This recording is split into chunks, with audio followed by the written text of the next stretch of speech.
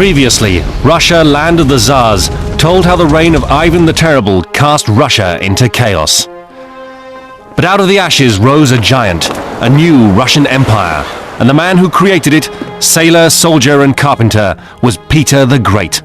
In a single generation, he transformed Russia from an isolated backward kingdom into a global power, only to leave it with no heir to succeed him when he died.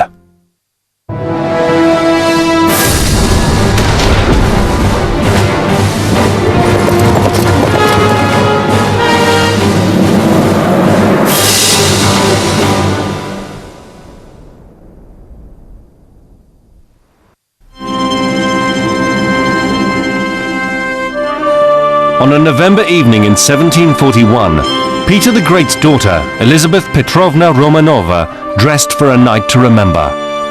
Like her father, the Grand Duchess Elizabeth loved dramatic gestures. On that night, she planned a real bombshell, a bid for power over the largest empire on earth.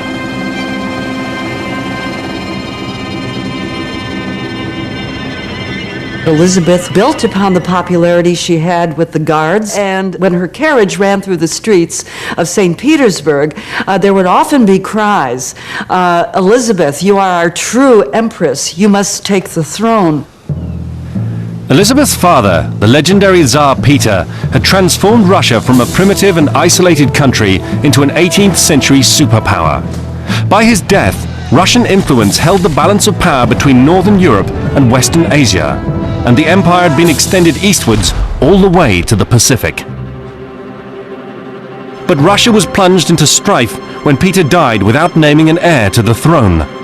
Many saw his daughter Elizabeth as the natural successor, but the late Tsar had many enemies, all with their own ambitions.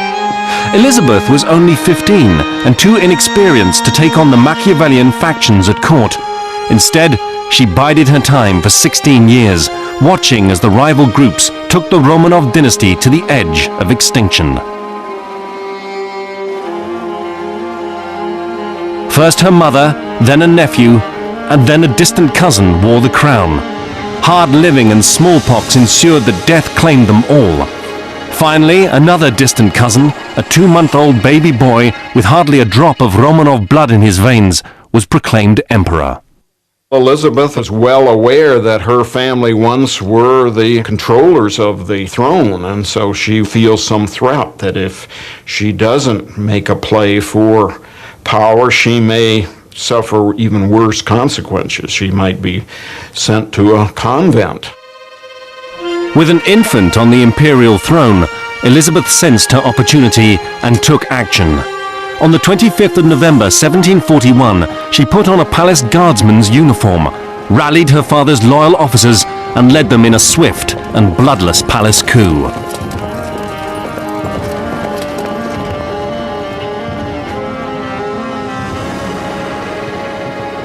The hapless baby was locked away for the rest of his unfortunate life.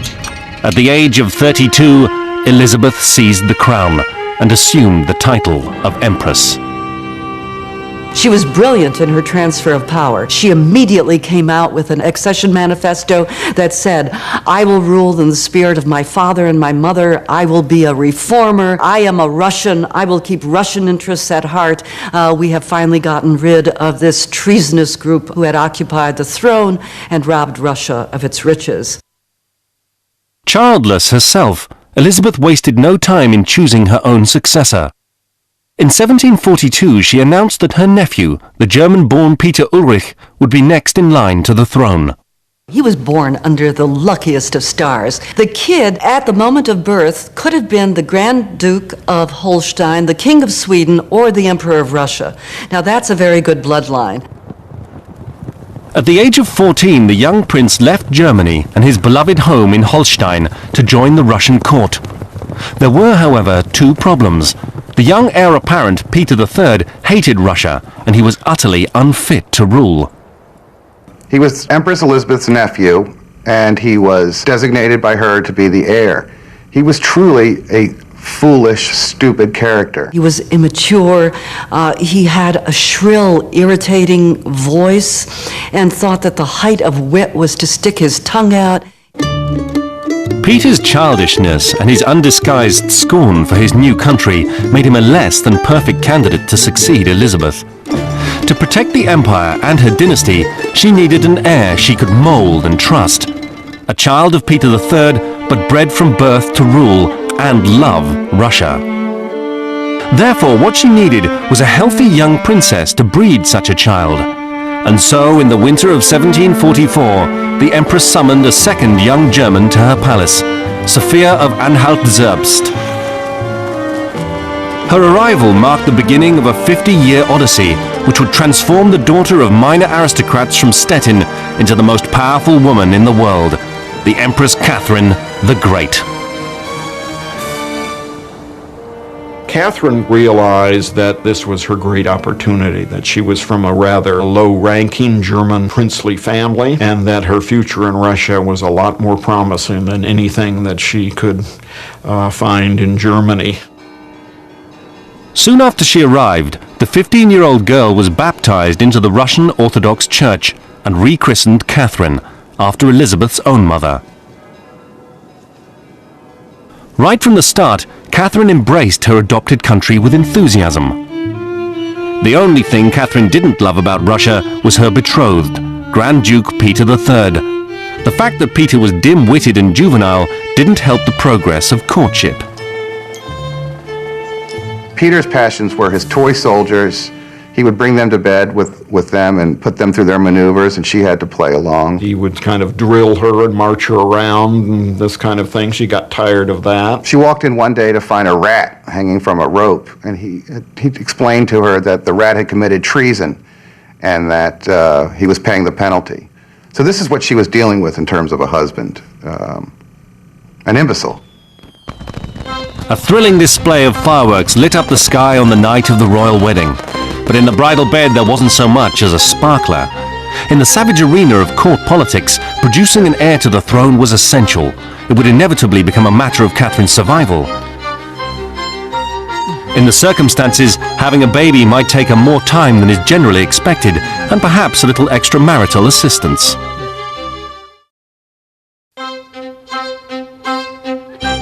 In 1753, after 8 years of marriage, the Grand Duchess Catherine, wife to the heir of the Russian throne, finally lost her virginity, but not to her husband, the Grand Duke Peter.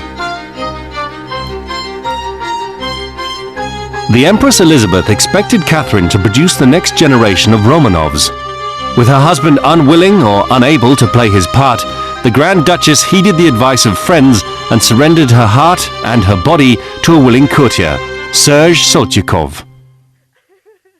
She was encouraged to have this affair with Serge Saltykov, and this apparently was an attempt to get both Peter and Catherine more at home with matters sexual, and then to get them together to produce the promised heir. With Peter off doing his thing, leaving her lonely and abandoned, the one role that she was designated to do, she wasn't able to do, which was reproduce. And that put her in a very threatening position. Adultery was a risky stratagem, but for Catherine, nothing was more dangerous than remaining childless. In swift time, she delivered a healthy baby boy, Paul. Historians still debate whether or not he was sired by Catherine's husband or her lover. Having performed her duty, Catherine was cast aside, discarded by her husband, the Empress, and their faction at court. However, the Grand Duchess had already developed an appetite for power and had no intention of sinking into obscurity. Catherine became a student of silent observation, and in doing that she learned all the customs of Russia, the language. She even converted to the Russian Orthodox Church as a way of incorporating herself into the system. She learned Russian politics. She liked politics. She read widely to keep herself abreast of European thinking. So for all of these reasons, Catherine became a very attractive figure at court. Catherine had been brave and energetic since childhood, and now, with an heir to her credit, she strode confidently into the political fray. At a dinner party, she warned the French ambassador to be mindful of her ambition, saying, "There never was a woman bolder than I. I have unbridled audacity."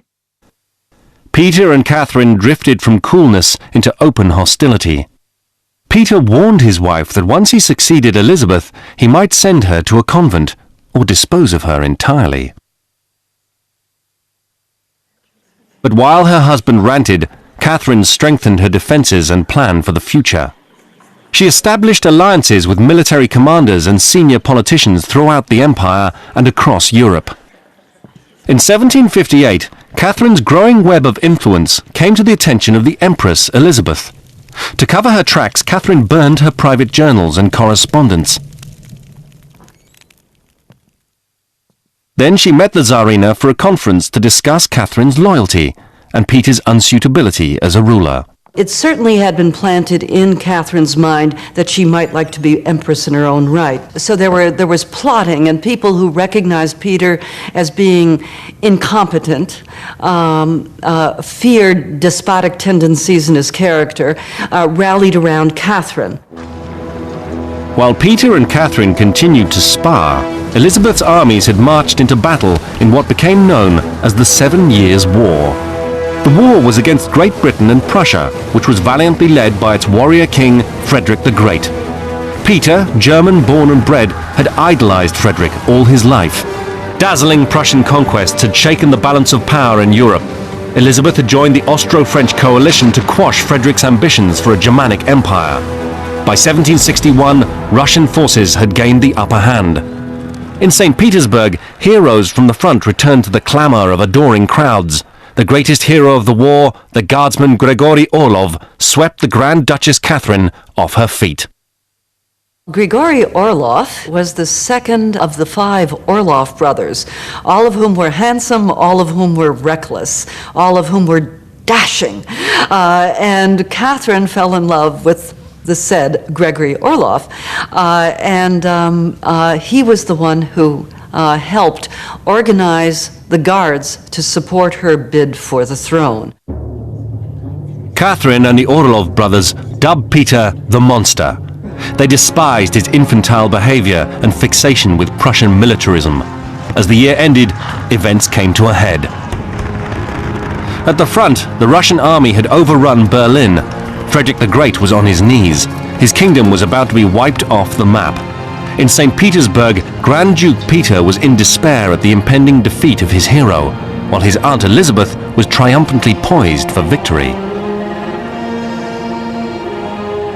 Then, suddenly, on Christmas Day, Elizabeth Petrovna Romanova, 52 years old and the sole surviving child of Peter the Great, Tsarina and Empress of Russia, fell down dead. Elizabeth really had created the modern Russian European-type court. European court was unthinkable without women, and women had not been at all prominent at the Muscovite court. In many ways, Empress Elizabeth, despite her flaws, was a role model for Catherine on that a woman can be in charge and have power. The Empress's heir to the throne, Peter III, danced with glee at Elizabeth's funeral. As one of his first acts as Tsar, Peter withdrew from Prussia, sparing his hero Frederick from annihilation and infuriating the aristocracy and the entire Russian army. He didn't stop there. He actually switched sides, ordering the officer corps out of the Russian green uniforms he hated and into Prussian blue ones. He stripped the jeweled icons from the Orthodox churches he feared and despised so much, and ordered the priests to dress like sober Lutheran ministers. And in a final foolhardy adventure, Peter ordered an invasion force to claim the German homeland he had left 20 years before, the little duchy of Holstein. On the night of its departure, Peter raised his glass at dinner to toast the success of his enterprise. When Catherine failed to do likewise, her husband announced to all present that her time had run out. He was threatening to divorce Catherine, send her to a nunnery, and leave her without anything. And so Catherine realized that the moment had come also for her to act. The following night, Catherine's lover, Gregory Orlov, along with his brothers and some fellow guardsmen, mounted a coup to save Catherine. They deposed Peter easily, but for the pathetic ex-Tsar, the worst was still to come. If you are an empress, the only good ex-emperor is a dead ex-emperor. To preserve Catherine from the taint of complicity, Orlov and his brothers took Peter a long way out of St. Petersburg. The conduct of the conspirators soon degenerated into violence. A few days later, a letter to Catherine from Orlov broke the news: the monster was dead.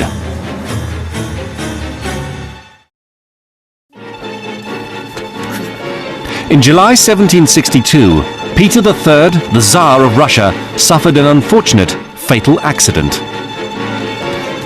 He had frustrated the ambitions of his wife, Catherine, and was kidnapped and strangled by her lover and his associates. The official word was that he had died of hemorrhoids, an odd disease to pick, but nonetheless, after he was killed, it became even more important that she establish that she was the savior of Russia and that he was going to crucify Russia. To depose an incompetent ruler was not unknown. But in order for a German princess of modest beginnings to sit on the throne of Russia, Catherine would have to transform herself. How did Catherine have the chutzpah to think that she could rule? The hubris, indeed. Well, again, I think she knew she had the talent and she had the backing, and she had become Russian. She certainly saw herself as legitimate, that she was the competent person, that she was devoted to Russia and Russia's interests, and that she saved Russia from disaster. For all her time in Russia, Catherine had forged alliances with people useful to her and assiduously planned her path to power. Like Elizabeth before her, Catherine seized the throne in a coup d'etat. Then, to consecrate her authority, she immediately arranged to be crowned in the cathedrals of the Kremlin. She immediately orchestrated a brilliant coronation in which she was celebrated as elected by the people. And then she embarked upon a program of reform. That was how you demonstrated your fitness for the throne after Peter the Great. You reformed. You became a reforming Tsar. A German princess, 33 years old, took control of the vast Russian Empire. As Empress, Catherine would be called the Great. Her lust for knowledge, culture, sex, and power would become the stuff of legend and mark a glittering period in modern history. She filled the rooms of St. Petersburg's palaces with art by the world's great masters, turning her hermitage into one of Europe's finest museums. She collected admirers as she collected art, energetically and in large numbers, an assembly of powerful friends and ever younger lovers to ease the burdens of imperial rule. She was a woman of taste and refined intellect, perfectly at ease with the poets and philosophers of the time. Her hunger for expansion extended the empire in almost every direction, from Eastern Europe to America's Pacific Northwest. Above all, Catherine considered herself an enlightened despot, vigorously pursuing reform of local government and state institutions. She founded schools and universities and encouraged the educated classes to challenge tradition, and in so doing lit the fuse of revolutionary change. The entire Russian elite felt as though they were having a honeymoon period with her because they discovered that finally they had an empress who spoke the same language as they did, the language of the Enlightenment, who had the same goals as they did, namely to make Russia a state based on law, not based on personal rule, and they applauded this empress of theirs. Catherine came to power in 1762, at the height of the Age of Enlightenment, which heralded the rights of man and the belief that reason could and would perfect human society. Catherine saw herself as a protagonist of this radical liberal movement. Liberty, the soul of everything. Without you, all is dead. Yet the rights of man confronted the evangelist empress with a paradox. For in Russia, where the economy was built on the virtual slave labor of serfdom, human rights were not an option. It's precisely because you have this enormous gap between sections of educated society and the realities of Russian life, and indeed the values and the mentality of the bulk of the peasant population, that Russia becomes increasingly difficult to govern. The plight of Russia's serfs gnawed at Catherine's high ideals, but the Empress knew her power depended on the loyalty of the nobility. To free the serfs would undermine and perhaps dispossess the aristocracy, which would bring her own downfall. But in villages along the Volga, the peasants took matters into their own hands. In 1773, a Cossack and army deserter, Emelian Pugachev, proclaimed himself to be Catherine's dead husband, Peter III. He called on the peasants to overthrow their landlords. Pugachev set up a court and started issuing edicts, quite of a revolutionary nature, namely, let us exterminate the officials and the landlords, let us end taxation and end military equipment, free the serfs, and divide up the land. So this was quite a revolutionary and attractive to many parts of the population. For over a year, rebellion raged throughout the Volga River basin. Landowners were hanged, their manors burned, and their lands occupied. This was a guerrilla campaign on an unprecedented scale, involving over 30,000 rebels. Only the regular army out in force brought the insurgency under control. In 1775, Pugachev was captured, brought to Moscow in a cage, executed, and his body dismembered. His peasant revolt died with him. The fate of Russia's working poor would haunt the empire to its death. In Catherine's mind, human rights ended where they threatened her absolute rule. It's been said by people who were in her entourage that she developed a fear of the common people and a conviction that it was much too early to free the serfs. Catherine was genuinely committed to reform, but her survival came first. And for any Russian ruler, survival usually depended on foreign conquest and expansion. There's a very clear logic in Russia's expansion, just as there's also a political logic. I mean, the ruling class of Russia is a landowning aristocratic class. Territorial expansion brings them enormous benefits. The state itself is a sort of deal between the Tsar and the aristocracy, and both of them gain tremendously from expansion. One territorial goal in particular had always tantalized the Tsars: to extend Russian territory to the shores of the Black Sea. Capturing the Black Sea coast from the Ottoman Empire became the Tsarina's enduring obsession.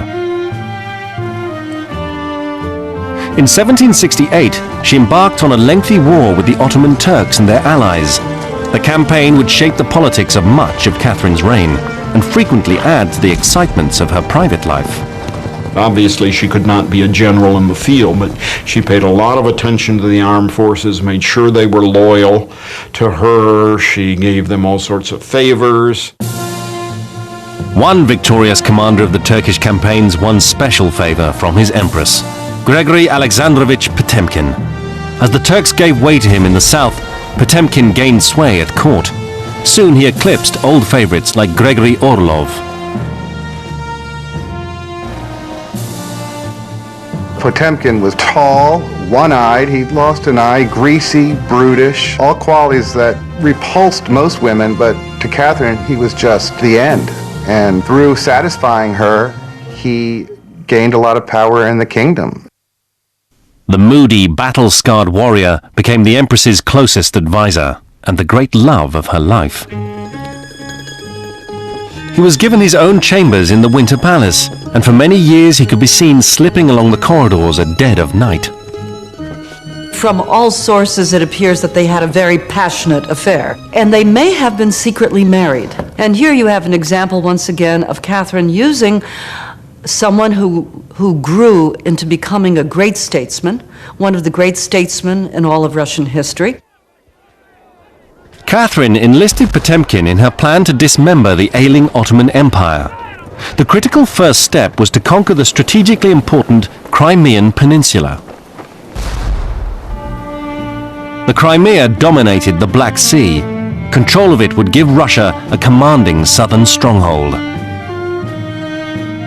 Potemkin guided Catherine's assault on the territory, and in 1784, Russia officially took control of the peninsula. To show her gratitude, the Empress made Potemkin Prince of Crimea.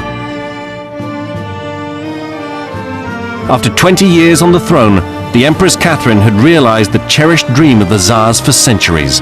Russia had become a dominant power in the Black Sea. To glorify her reign, Catherine unveiled a monument to Peter the Great in the heart of St. Petersburg. The magnificent bronze horseman became a symbol of her legitimacy, one more link in the chain between a German princess and the dynasty of the Romanovs.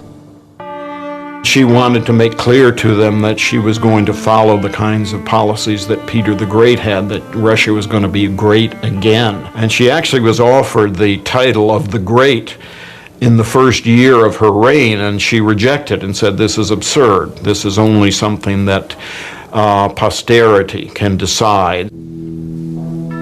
By the 1780s, Catherine considered herself truly Russian.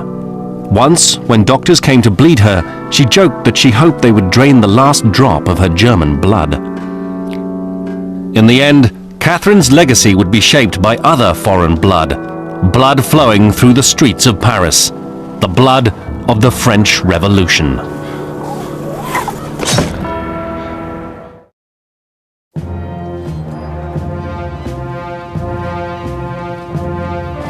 Catherine, Empress of Russia, entered the last decade of the 18th century as the most powerful woman on earth.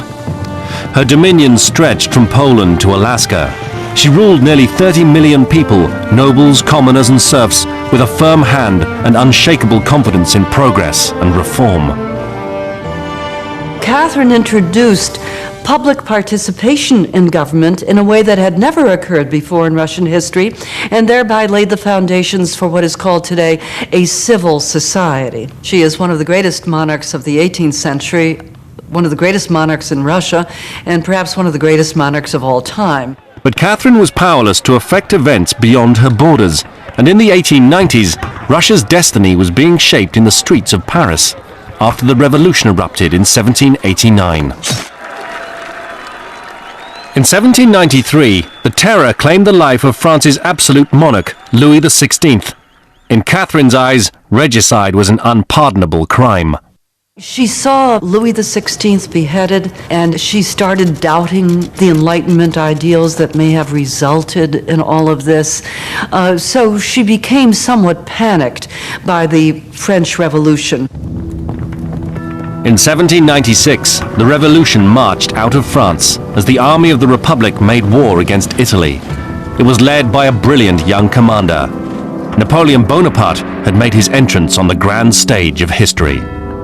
Catherine was 67 years old and knew that her own exit from that grand stage could not be far off.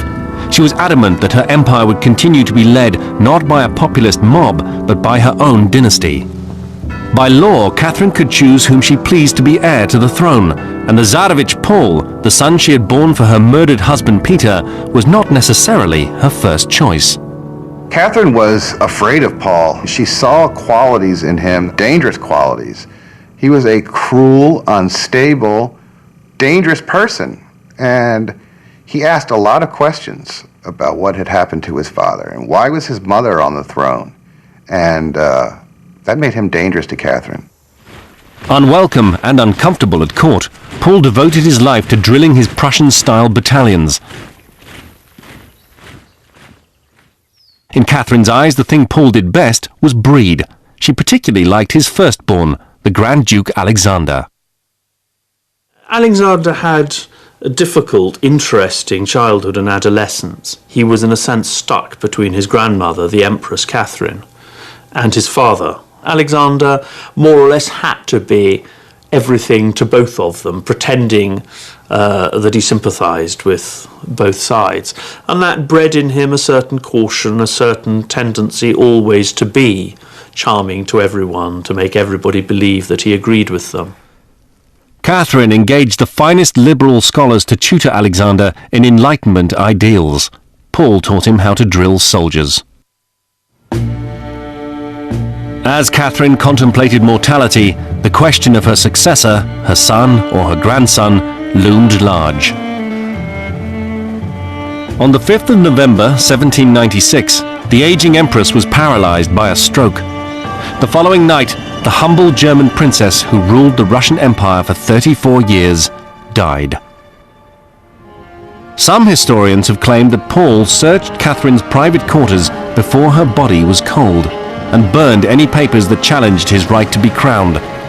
As Tsar, Paul I wasted no time taking his revenge on his mother. He dug out the corpse of his father, Peter III, put him in a coffin, and placed him right next to her at the funeral, so that they would be eternally together, which he just thought was a divine joke. For 71 years, women had governed Russia.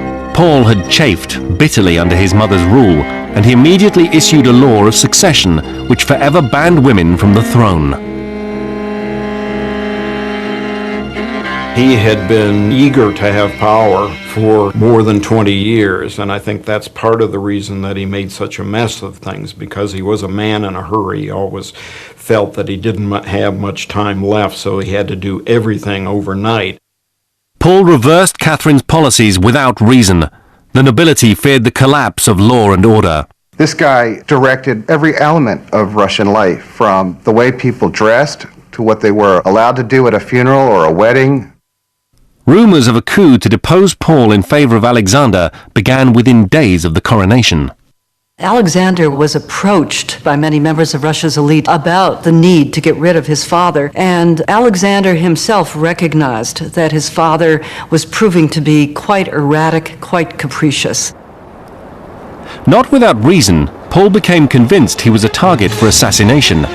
Inside a moat ringed with sentries, he converted a palace into a fortress. He moved in before the plaster was dry and placed Alexander under house arrest. Within days, however, the conspirators were on the move. On the night of the 11th of March 1801, a group of influential courtiers swept past Paul's guards. They found the Tsar hiding in his bedchamber. The scuffle that followed turned nasty, and Paul was strangled. For a third consecutive time, one Romanov had snatched the crown from another. But his father's murder left the new Tsar, 23-year-old Alexander Pavlovich Romanov, racked by guilt. I'm sure they told Alexander that Paul would simply be pushed aside, and I'm sure Alexander persuaded himself that that would be the case. But it wasn't realistic. You couldn't have a retired Tsar sitting in some palace on the outskirts of Petersburg waiting for the next coup against his son in order to be restored. It was never viable. Though Alexander had taken no part in the coup, he perhaps indicated he might sanction it. Such indecision and contradiction would become constant features of Alexander's reign. Inspired by the liberal ideas of his mother, he flirted with granting Russia a constitution. It never came to anything. Under Alexander I, it was difficult to know in what direction Russia would go. He couldn't make that decision, that momentous, heroic decision to oversee the devolution of his own power. As Alexander wavered, an upstart general declared himself Emperor of France and immediately embarked on a campaign to redesign the whole of Europe. Napoleon Bonaparte. You could not find two more different men than Napoleon and Alexander I. Napoleon was completely filled with self-confidence. He felt called upon to be the master of the universe, never doubting his genius, never doubting his flair, never doubting his strategy. Whereas Alexander I seems to have been born confused and not knowing exactly what direction he wants to take, and so he goes off in all these various directions. After a succession of Russian defeats, Alexander signed a peace treaty with Napoleon in 1807. But the Tsar of Russia and the Emperor of France were fundamentally opposed and would inevitably become bitter enemies in the struggle for the future of Europe. As the French destroy the two great intermediary powers, Prussia and Austria, Russia is faced with a big dilemma. Because obviously, if Napoleon dominates the whole of Europe from the Atlantic to the Russian border, he controls such immense resources that he's basically going to be able to make Russia do whatever he wants. In 1811, Alexander finally took a stand. Defying Napoleon's towering ambitions, he declared his allegiance with Britain and prepared for all-out war against France. Napoleon reacted immediately. The Grand Army, nearly 500,000 fighting men, the largest army in European history, crossed the river Niemen and marched into Russia. In the face of overwhelming odds, the Russian commanders employed the strategy that had proved so successful over many conflicts: to fall back and harass the invaders as they traversed the vast motherland. All summer long, Napoleon penetrated deeper and deeper into Russian territory. He looked for a decisive set-piece battle, but encountered only an empty, hostile land. On the morning of the 7th of September 1812, one day's ride from Moscow, Napoleon finally found what he wanted. Over 120,000 Russian soldiers, Alexander's imperial army, ready to fight to the death on the field at Borodino. On that fateful day, the armies of the two great empires attacked and counterattacked.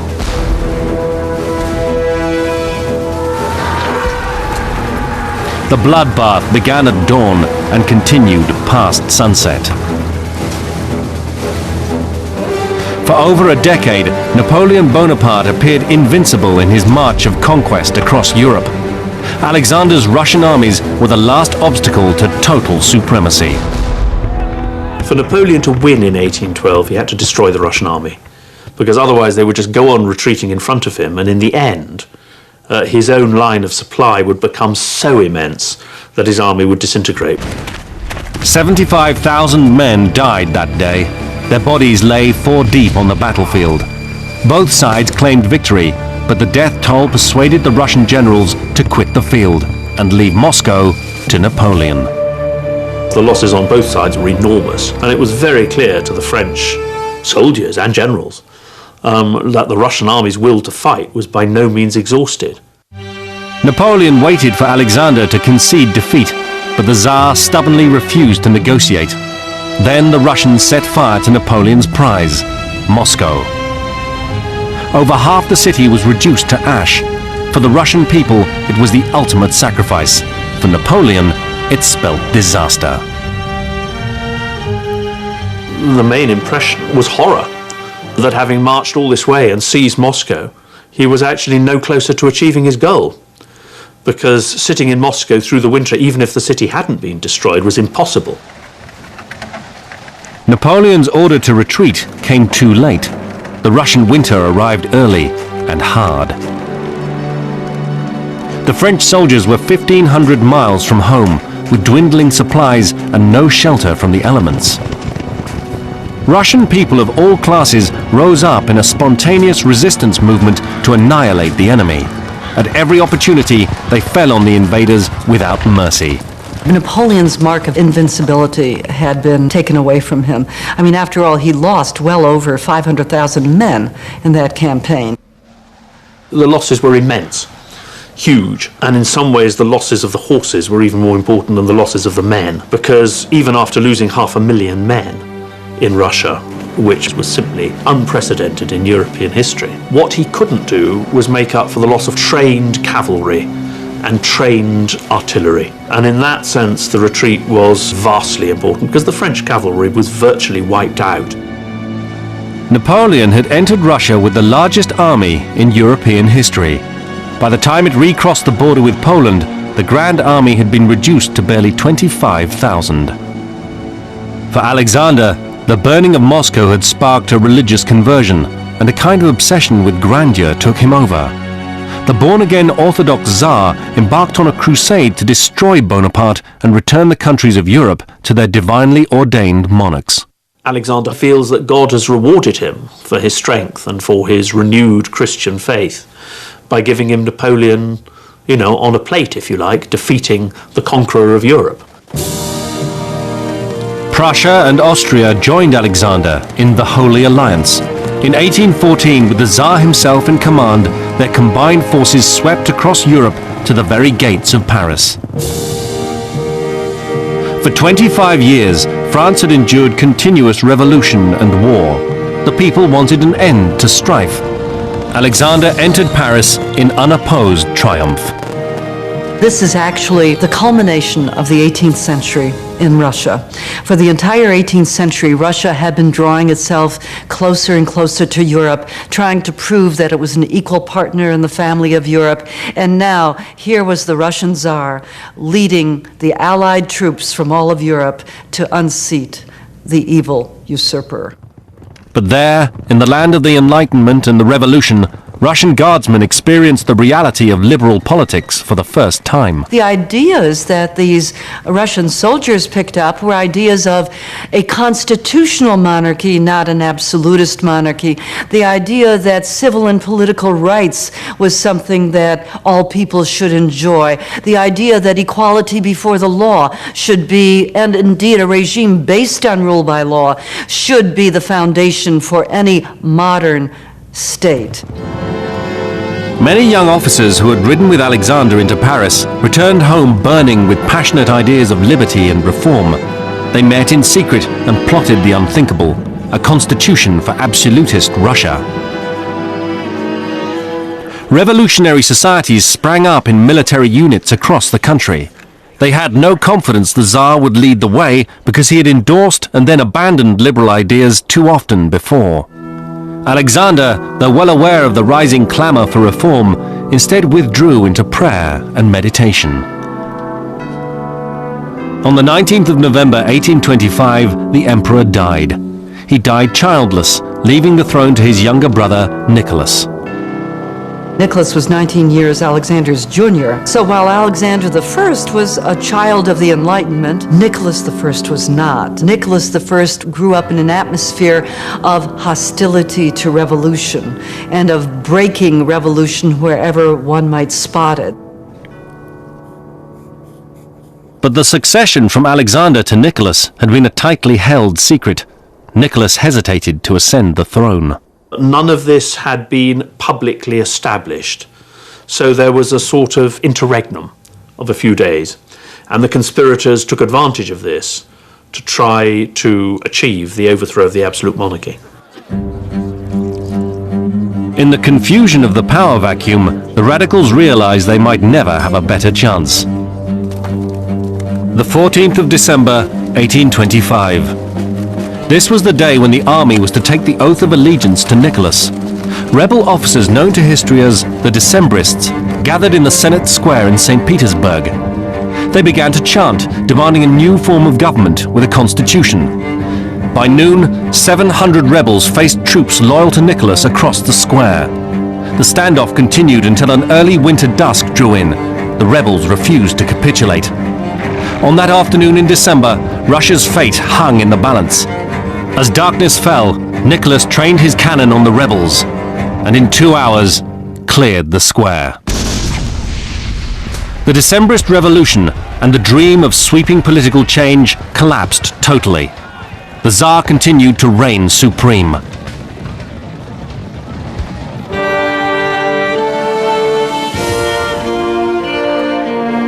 Nicholas I had saved the Romanov dynasty. The Russian Empire was universally acknowledged as the most powerful in the world. But under the surface, 100 years of revolution had just begun.